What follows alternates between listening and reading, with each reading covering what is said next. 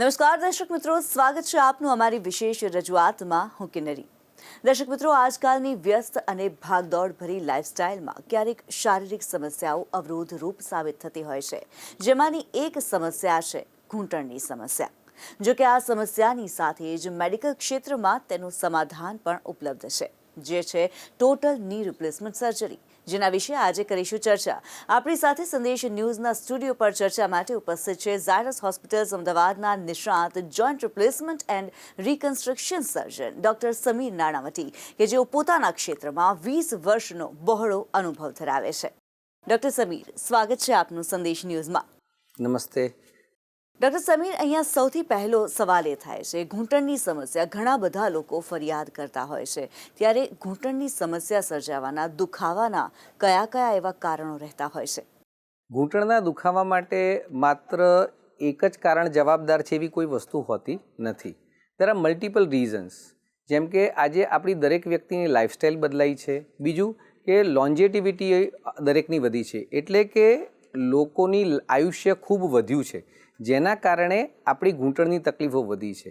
જેમ કે દરેક વસ્તુને વેર એન્ડ ટેર, કે જે કોઈ પણ નવી વસ્તુ હોય તો એ સમય જતાં જૂની બને છે, એટલે કે એને ઘસારો લાગે છે. તો તે જ રીતે જે આપણા ઘૂંટણ છે, જેમાં આપણા શરીરનું સૌથી વધુ વજન પસાર થાય છે, અને ઘૂંટણ એ આપણા શરીરનો સૌથી મોટામાં મોટો અને કોમ્પ્લેક્સ જોઈન્ટ છે. સો એના કારણે એમાં પણ વેર એન્ડ ટેર, એટલે કે ઘસારાની અસર થાય છે, અને જેના કારણે આજે આપણી લાઇફસ્ટાઇલ વધી છે, લાઈફ સ્પાન વધ્યો છે, જીવનનું ધ્યેય વધ્યું છે, લોકોની એક્ટિવિટી ઘટતી જાય છે, અને જેના કારણે મસલ્સની પણ એક્ટિવિટી ઘટે છે, અને જેથી હાડકા પર લોડ વધે છે.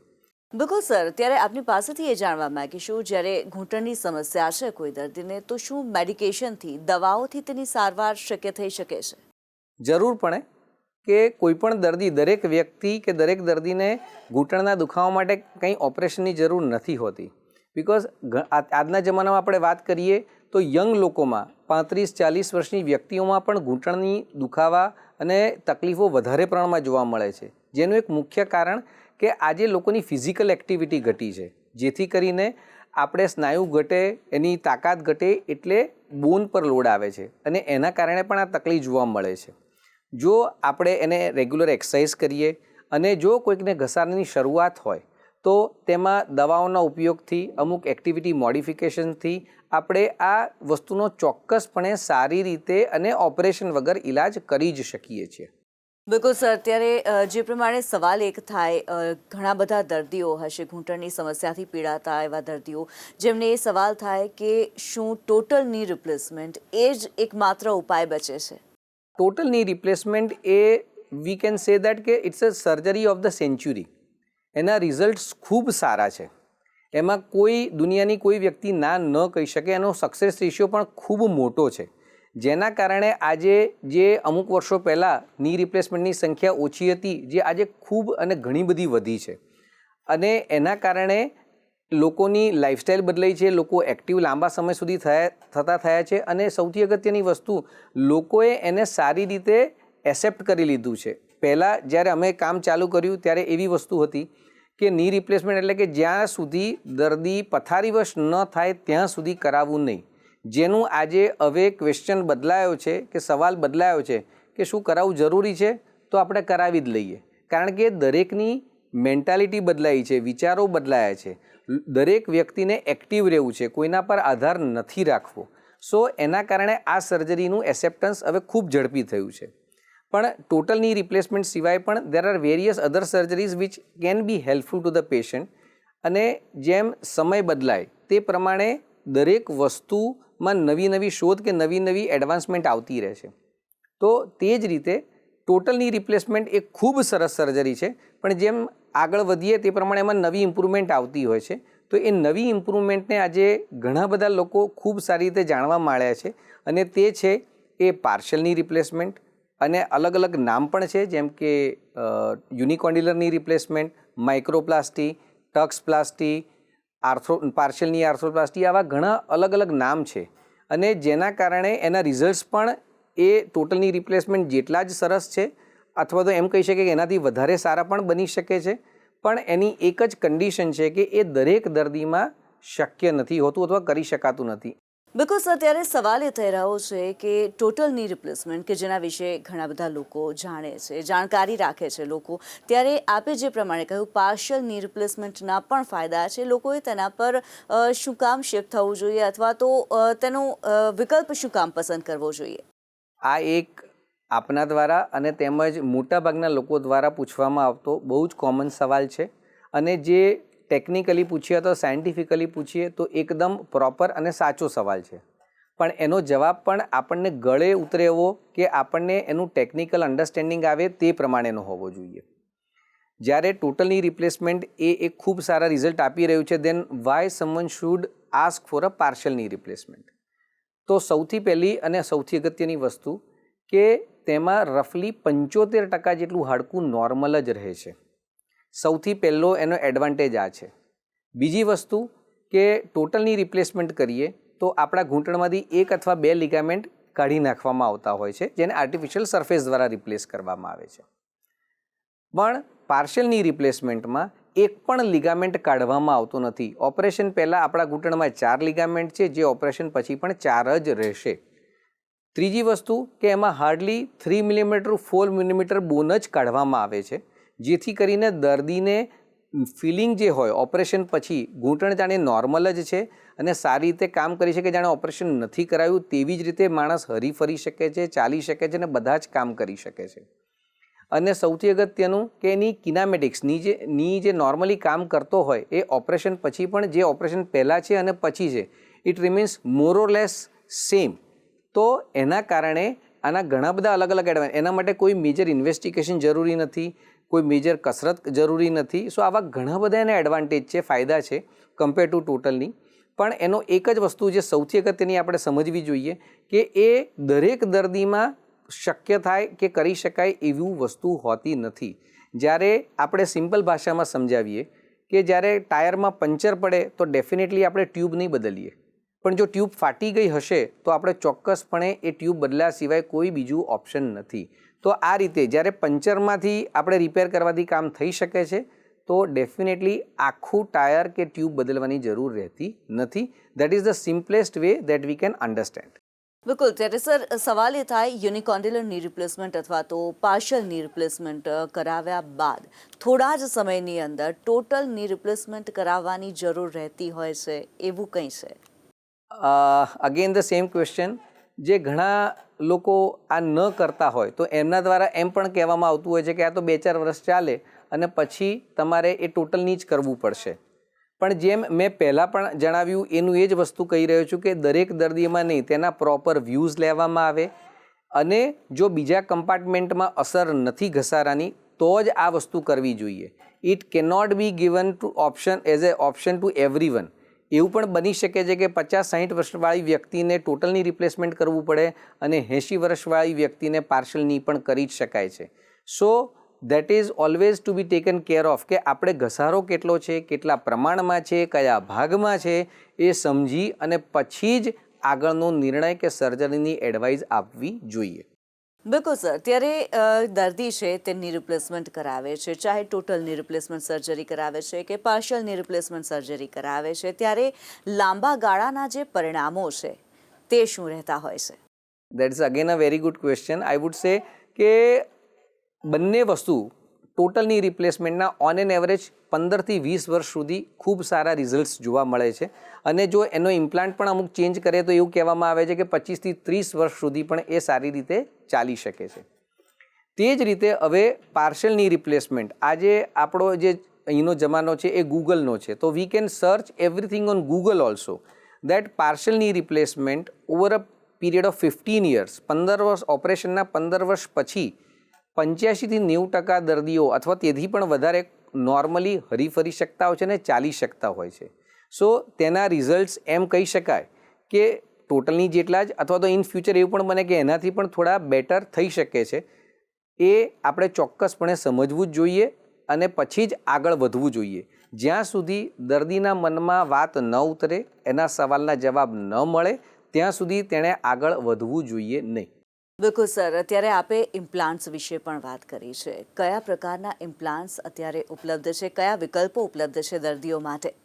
એમાં મુખ્યત્વે આપણે એને બે વિભાગમાં વહેંચી શકીએ છીએ કે that is one is type of fixation bearing surface. So આપણે એક ફિક્સ્ડ બેરિંગ હોય કે જેમાં જે ગાદી નવી મૂકવામાં આવે છે એ નીચેના ભાગમાં લોક થઈ જાય છે, અને સેકન્ડ આવે કે that is called rotating platform કે જેમાં એ મુક્તપણે એકદમ ઇઝીલી બે સાંધા જે નવો મૂક્યો છે એની વચ્ચે સારી રીતે ફરી શકે છે. સો મુખ્યત્વે આ બે તબક્કા જે ફિક્સેશન કે બેરિંગ સરફેસ કહેવાય, જેને અમારી ભાષામાં મોબાઈલ બેરિંગ અથવા તો ફિક્સ્ડ બેરિંગ કહેવામાં આવતું હોય છે. There are other things also that should be considered કે એમાં જે મેટલ યુઝ થાય છે એમાં પણ એક વેરિએશન હોય છે કે જેમાં રેગ્યુલર જે મેટલ યુઝ થાય દેટ ઇઝ ક્રોમિયમ કોબાલ્ટ હોય છે, પણ જ્યારે કોઈક એને એડિશનલ સરફેસની જરૂર હોય તો તેમાં ઓક્ઝિનિયમ અને સિરામિક કોટિંગવાળા સરફેસીસ પણ આમાં યુઝ થતા હોય છે કે જેનો life span compare to chromium cobalt consider to be better than that one. દર્શક મિત્રો, અત્યારે આપણે ચર્ચા કરી રહ્યા છીએ ઘૂંટણની સમસ્યાઓ અને ટોટલ ની રિપ્લેસમેન્ટ સર્જરી વિશે. આ ચર્ચાને આપણે આગળ ચાલુ રાખીશું. હવે રોકાઈશું નાનકડા બ્રેક માટે. Welcome back. આપણે ચર્ચા કરી રહ્યા છીએ ઘૂંટણની સમસ્યાઓ અને ટોટલ ની રિપ્લેસમેન્ટ સર્જરી વિશે, અને આપણી સાથે જોડાયા છે ડોક્ટર સમીર નાણાવટી. તેમની સાથે આ ચર્ચાને આપણે આગળ વધારીએ. બિલકુલ સર, અત્યારે કોઈ દર્દીની જ્યારે સર્જરી કરાવવામાં આવે છે, ટોટલ ની રિપ્લેસમેન્ટ સર્જરી આપ કરતા હો છો, ત્યારે દર્દીનો જે રિકવરી ટાઈમ છે એ રિકવરી ટાઈમ કેટલો રહેતો હોય છે? કેટલા સમયની અંદર દર્દી સ્વસ્થ થઈ શકે છે? કોઈ પણ આઈધર પાર્શિયલની કરીએ કે ટોટલની કરીએ, યુઝ્યુઅલી જો બીજા કોઈ જ ઇસ્યુ ન હોય તો પેશન્ટ ઓપરેશનના દિવસે જો સવારના કરીએ તો સાંજથી જ ચાલતો કે હરીફરી શકતો કરી શકીએ છીએ. બંનેની કમ્પેરિઝન કરીએ જો ટોટલની અને પાર્શિયલની, તો પાર્શિયલનીમાં રિકવરી ઇઝ વેરી ફાસ્ટ અને patient can go to their work or so within very short time. V can સે દોઢ મહિનાની અંદર એક ઘણું બધું normalise work, even kitchen females હોય તો ઘરનું પણ કામ સારી રીતે કરી શકતા હોય છે. ટોટલની રિપ્લેસમેન્ટનો કાપો થોડો મોટો હોય છે તો એના કારણે રિકવરી તેની પણ ખૂબ સરસ રહે છે, પણ કમ્પેર ટુ પાર્શિયલની it is little more or little delayed. એ 1.5 થી 2 મહિના, મે બી 2 થી 1.5 થી 3 મહિનાનો સમય આપણે ગણી શકીએ છીએ. જી સર, ત્યારે કોઈ પેશન્ટ છે જેને કોઈ બીમારી છે, અન્ય કોઈ બીમારી, હાર્ટ ડિસીઝ હોય, કિડની ડિસીઝ હોય, લીવર ડિસીઝ હોય, અન્ય કોઈ બીમારી છે એ વ્યક્તિને, અને તેને જો ઘૂંટણની સારવાર માટે ની રિપ્લેસમેન્ટ કરાવવાનું આવે છે તો તેણે શું કરવું જોઈએ? આજના યુગમાં દરેક વ્યક્તિને જો કોઈ બીજી મેડિકલ બીમારી ન હોય તો એઝ એ ડૉક્ટર આપણને એમ લાગતું છે કે બહુ જ સારું કહેવાય, કારણ કે એવરેજ દરેક વ્યક્તિને ક્યાં BP, diabetes, heart issue, liver, kidney કંઈ ને કંઈક બીમારીઓ હોય છે જ, જેથી કરીને એને લોંગ ટર્મમાં કે એની પાછળની લાઈફમાં બીજા પ્રોબ્લેમ્સ થઈ શકે છે. ઘણાને હવે તો હાર્ટ ટ્રાન્સપ્લાન્ટ પણ ઘણું કોમન થતું જાય છે, કિડની ટ્રાન્સપ્લાન્ટ, લીવર ટ્રાન્સપ્લાન્ટ, એવા ઘણા બધા દર્દીઓ હોય છે કે જેને તેની જોડે ઘૂંટણના પણ પ્રોબ્લેમ હોય છે. તો એવી પરિસ્થિતિમાં એ બધા જ ડૉક્ટરને આપણે કન્સર્ન કે કન્સલ્ટેશન લઈ એમનું અપ્રુવલ લઈ અને પછી જ સર્જરી કરવી પડતી હોય છે. સો એ તબક્કામાં જો દર્દી માટે એ ખૂબ સારું રહેતું હોય છે કે જો દરેક ડૉક્ટરને એ એક જ જગ્યાએ મળી, દરેક પાસેથી એનું કન્સલ્ટેશન મેળવી, ફિટનેસ મેળવી અને જો કરાવી શકાય તો, કારણ કે આ દરેક દર્દી મોટી ઉંમરના હોય છે તો તેના માટે વારે ઘડીએ એક જગ્યાએથી બીજી જગ્યાએ જવું એ તેના માટે તકલીફ હોય છે. પણ જ્યાં એવી પરિસ્થિતિ હોય કે દર્દી એક રહે અને ડૉક્ટર દરેક આવીને એને જોઈ શકે, so that becomes a blessing for that particular patient. So એક જ જગ્યાએ દરેક ડૉક્ટરની અવેલેબિલિટી હોય તો એ દર્દી માટે ખૂબ સારું રહે છે. ડૉક્ટર સમીર, અહીંયા આપની પાસેથી જાણવા માંગીશું, જો ઝાયડસ હોસ્પિટલની વાત કરવામાં આવે, ઝાયડસ હોસ્પિટલમાં ની રિપ્લેસમેન્ટ માટેની કયા પ્રકારની ફેસિલિટીઝ દર્દીઓ માટે ઉપલબ્ધ છે? અત્યારે આપણે ગણીએ તો Zydus is considered to be one of the best hospital in overall manner in western India, જેમાં સારામાં સારી વર્લ્ડ ક્લાસ ફેસિલિટીઝ અવેલેબલ છે, including OT, nursing staff and all the facilities under one roof. કે એનાથી ફાયદો એ રહે છે કે દર્દીને હોસ્પિટલની બહાર કોઈ પણ તપાસ માટે જવું પડતું નથી, અને under one roof or only with a single relative or may not be there, તો આપણે દરેક વસ્તુ સારામાં સારી રીતે મેનેજ કરી શકીએ છીએ, અને એ પણ વર્લ્ડ ક્લાસ સ્ટાન્ડર્ડાઇઝેશન સાથે. ત્યાં પણ એક પ્રોપર પ્રોટોકોલ સાથે દરેક વસ્તુ મેનેજ કરવામાં આવે છે, જે એક ખૂબ સારી વસ્તુ આપણા ગુજરાત અને અમદાવાદ માટે છે. ડૉક્ટર સમીર, અહીંયા સવાલ એ થાય કે જ્યારે કોઈ દર્દીને સલાહ આપવામાં આવતી હોય છે ની રિપ્લેસમેન્ટ સર્જરી માટે થઈને, તે પહેલાં દર્દીએ શું ધ્યાન રાખવું જરૂરી બની જાય છે? તેમને કયા પ્રકારના સૂચન કરવામાં આવતા હોય છે? કોઈપણ દર્દી કે જેને સર્જરી વિશે એડવાઇસ આપવામાં આવે તો બે વસ્તુ ખાસ દર્દીએ સમજવી જોઈએ અને પછી જ આગળ વધવું જોઈએ કે આપણા બધા reports, blood reports, heart reports ને બધા યોગ્ય હોય, નોર્મલ રેન્જમાં આવતા હોય અને આપણે કરી શકતા હોઈએ. અને એના કરતાં પણ વધારે એક અગત્યની વસ્તુ છે અને એ છે પોતાની પેશન્ટની માનસિક તૈયારી. જો દર્દી ઓપરેશન માટે પોતે તૈયાર ન હોય તો ચોક્કસપણે એણે રાહ જોવી જોઈએ. એના મગજમાં જેટલા સવાલ છે, કંઈ પણ દ્વિધા છે, તો એ દરેક વસ્તુના સાયન્ટિફિક આન્સર સારા લાગે તે માટે નહીં, પણ એક વૈજ્ઞાનિક જવાબ મેળવી અને પોતે માનસિક રીતે તૈયાર થાય પછી જ આગળ વધવું જોઈએ. જો વજન ખૂબ વધુ હોય અને શક્ય હોય કે આપણે વજન ઉતારી શકીએ છીએ અથવા તો બીજા કોઈ પણ જે તકલીફ કરી શકે એવી વસ્તુઓ છે જેને આપણે દૂર કરી શકીએ છીએ, તો એનો યોગ્ય નિકાલ લાવી અને પછી જ આગળ વધવું જોઈએ. જી સર. અને જ્યારે ની રિપ્લેસમેન્ટ સર્જરીની વાત કરતા હોઈએ, આફ્ટર સર્જરી એક્સરસાઇઝ કેટલી જરૂરી બની જાય છે? ફિઝિયોથેરાપી શું રોલ ભજવતી હોય છે આમાં? આ ક્વેશ્ચન મોટાભાગના લોકો દરેક કન્સલ્ટેશનમાં પૂછતા જ હોય છે, પણ આપણે એક વસ્તુ હંમેશા યાદ રાખવી કે આપણે કોઈપણ પ્રકારનું ઓપરેશન કરાવીએ કે ન કરાવીએ, કંઈ પણ પ્રોસિજર કરાવીએ કે ન કરાવીએ, દરેક વ્યક્તિ માટે એક્સરસાઇઝ જરૂરી છે. આપણે કોઈ પણ વ્યક્તિ હોય એની આજુબાજુમાં પોતે જ જોઈ શકે છે કે એની જ એજ ગ્રુપમાં જે વ્યક્તિ નિયમિત કસરત કરે છે અને ધ્યાન રાખે છે એની હેલ્થ સારી છે કે જે આરામમાં રહે છે એની હેલ્થ સારી છે. નેચરલી જવાબ આપણે બધાને જ ખબર છે કે શું સાચો જવાબ છે. એટલે ઓપરેશનના નામને લઈ અને કસરતને હાઇલાઇટ કરવી એ બિલકુલ અયોગ્ય વસ્તુ છે. That's what I feel. દરેક વ્યક્તિ માટે તકલીફ છે કે નથી, ઉંમર નાની છે કે મોટી છે, કસરત દરેક વ્યક્તિ માટે જરૂરી છે. જી સર. અને મહિલાઓમાં જ આ સમસ્યા વધારે જોવા મળતી હોય છે એવું છે? આપણે સામાન્ય રીતે જોઈએ તો ઘૂંટણ અને કમરની તકલીફો બહેનોમાં વધારે જોવા મળે છે, જ્યારે હાર્ટના ઇશ્યુઝ કે હાર્ટના પ્રોબ્લેમ્સ વધારે ભાઈઓમાં જોવા મળે છે. બહેનો કે ભાઈઓમાં બીજા પ્રોબ્લેમ્સ જોવા નથી મળતા, પણ ઓવરઓલ પર્સન્ટેજની દ્રષ્ટિએ વિચારીએ તો ઘૂંટણની તકલીફ વધારે પ્રમાણમાં બહેનોમાં જોવા મળે છે. મેનોપોઝ આવે કે જ્યારે હોર્મોનલ ચેન્જીસ થાય તેના પછી સામાન્ય રીતે બહેનોમાં હાડકાં પોચા પડવાની પ્રક્રિયા ઝડપી બનતી હોય છે કમ્પેર ટુ મેલ્સ. અને એના જ કારણે જ્યારે બાળક નાનું હોય અને તેના મધરને જોતું હોય તો એ સ્ટ્રેટ ઊભા હોય છે, પણ over a period time van that child grows up, કે બાળક મોટું થાય છે ત્યારે એના જ મધરની હાઇટ સામાન્ય રીતે જે પોસ્ચર હોય છે આમની જગ્યાએ આમ થતું જાય છે. અને જેને ઘણીવાર કહે કે હાઇટ ઘટી ગઈ, ના, it's a matter of change of posture. અને એ કેમ થાય છે? કારણ કે હાડકાં પોચા પડવાની પ્રક્રિયા બહેનોમાં મેનોપોઝ પછી થોડી ઝડપી બને છે. સો ઘણી બધી વાર ઓપરેશન દ્વારા જ્યારે જો કોઈ આપણે એમના ફિમેલ ઓર્ગન્સ કાઢવામાં આવ્યા હોય તો પણ એ પ્રોસેસ વધારે ઝડપી બને છે. સો તેના કારણે આ તકલીફ કમર અને ઘૂંટણ બંને વસ્તુઓ બહેનોમાં કમ્પેર ટુ મેલ્સ વધારે જોવા મળે છે. ડૉક્ટર સમીર, અહીંયા આપની પાસેથી એ જાણવા માગીશું, કયા દર્દીઓને સર્જરીની જરૂર પડતી હોય છે? કોને સલાહ આપવામાં આવતી હોય છે? ની રિપ્લેસમેન્ટ સર્જરી ઓર એઝ પર સે કોઈપણ જોઈન્ટ રિપ્લેસમેન્ટ સર્જરીમાં એક વસ્તુ હંમેશા યાદ રાખવી જોઈએ કે ડૉક્ટર ગાઈડ કરી શકે છે, પણ કરાવવું કે નહીં એ દર્દી નક્કી કરવાનું હોય છે. અમુક સવાલો હોય છે કે જેનો જવાબ માત્ર દર્દી આપી શકે છે, એના હસબન્ડ, વાઈફ કે ઘરના લોકો પણ નથી આપી શકતા અથવા એને પ્રોપરલી આપવા જોઈએ એ દર્દીએ. જેમ કે દુખાવો વધુ થવો, ચાલવામાં તકલીફ પડવી, દવાઓ લેવી પડવી, દવા લીધા પછી પણ ફાયદો ન થવો, અથવા તો એની ડે ટુ ડે એક્ટિવિટી, જેમ કે કોઈકને બેંકમાં જવું છે, માર્કેટમાં જવું છે, એ બધી એક્ટિવિટીમાં જ્યારે એને તકલીફ પડે અથવા તો એ એમ કહે કે નહીં બી આજે નહીં કાલે જઈશ અને માત્ર દુખાવાના કારણે, તો that is the right time for the patient to undergo surgery. પણ જેમ પહેલાં આપણે વાત થઈ એ પ્રમાણે કે દર્દી જ્યારે પોતે માનસિક રીતે તૈયાર હોય ત્યારે જ દર્દીએ ઓપરેશનનો નિર્ણય લેવો જોઈએ. આ વસ્તુ માટે ડૉક્ટર એક ગાઈડ બની શકે છે, પણ એ રસ્તા પર ચાલવું કે નહીં એનો નિર્ણય માત્ર અને માત્ર પેશન્ટનો જ રહે છે. જી સર, ત્યારે અહીંયા એક સવાલ એ થઈ રહ્યો છે સર કે ઘણી બધી માન્યતાઓ દર્દીઓના મનમાં હોય છે, લોકોના મનમાં હોય છે, સર્જરીઝને લઈને, ઓપરેશન્સને લઈને, કે ઓપરેશન કરાવીશું, આર્ટિફિશિયલ ઇમ્પ્લાન્ટ નંખાવીશું તો જે મૂવમેન્ટ છે જે તે અંગની કે ચાહે ઘૂંટણની જે મૂવમેન્ટ છે તે મર્યાદિત થઈ જશે. શું આ સત્ય છે?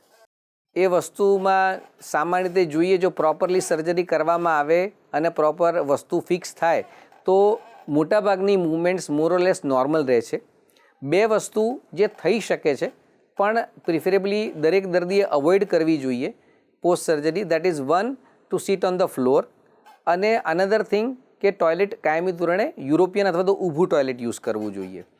ઓપરેશન પછી પણ એ બીજા પ્રકારની એક્ટિવિટી કરી શકે છે, પણ એ સિગરેટ અને તમાકુ જેવું છે કે સિગરેટ કે તમાકુ દરેક વ્યક્તિ લઈ શકે છે, પણ એ લેવાથી નુકસાન માત્ર લેનારને છે. એટલે કે ઓપરેશન પછી કોઈ એમ કે જમીન પર બેસી શકાય, તો વર્લ્ડ ઓવર હજી કોઈ પણ એવો ડેટા પબ્લિશ થયો નથી કે જે એમ કહી શકે કે નીચે બેસાય જ અને બધું જ કરી શકાય. પણ આપણે દર્દીના મનને લોભાવવા માટે ઘણી બધી વાર એવું થતું હોય છે કે ભાઈ કહેવામાં આવે કે તમે ઓપરેશન પછી પલાઠી વાળીને બેસી શકો અને એ બધું થઈ શકતું હોય છે. થઈ ચોક્કસપણે શકે, પણ કરવું ન જોઈએ. એના માટે આપણે માત્ર તમાકુ અથવા સિગરેટનું એક્ઝામ્પલ યાદ રાખવું. ઉપર લખેલું જ આવે છે. જી સર, અને અમારા સંદેશ ન્યૂઝના દર્શક મિત્રોને આપ શું સલાહ આપવા ઈચ્છો છો? મારી એક જ સલાહ રહેશે કે હંમેશા એક્ટિવ રહો, સારો ડાયટ લો, વજન બને ત્યાં સુધી કંટ્રોલમાં રાખો અને always have a very active lifestyle. કારણ કે મોટાભાગની તકલીફો ઇનએક્ટિવિટી અને વધારે પડતા ફૂડના કારણે જ હોય છે. સો ડાયટ પણ કંટ્રોલ કરીએ અને જોડે એક્ટિવ રહીએ, એક્સરસાઇઝ કરીએ અને માનસિક રીતે સ્વસ્થ રહીએ. ડૉક્ટર સમીર, આપ અમારી સાથે સંદેશ ન્યૂઝના સ્ટુડિયો પર જોડાયા અને આટલી મહત્વપૂર્ણ જાણકારી અમારા દર્શક મિત્રોને આપી. આપનો ખૂબ ખૂબ ધન્યવાદ. ધન્યવાદ. દર્શક મિત્રો, આજે આપણે ચર્ચા કરી ઘૂંટણની સમસ્યાઓ અને ટોટલ ની રિપ્લેસમેન્ટ સર્જરી વિશે અલગ અલગ જાણકારી મેળવી છે આજે આપણે અમારી વિશેષ રજૂઆતમાં. હાલ બસ આટલું જ. મને રજા આપશો. નમસ્કાર.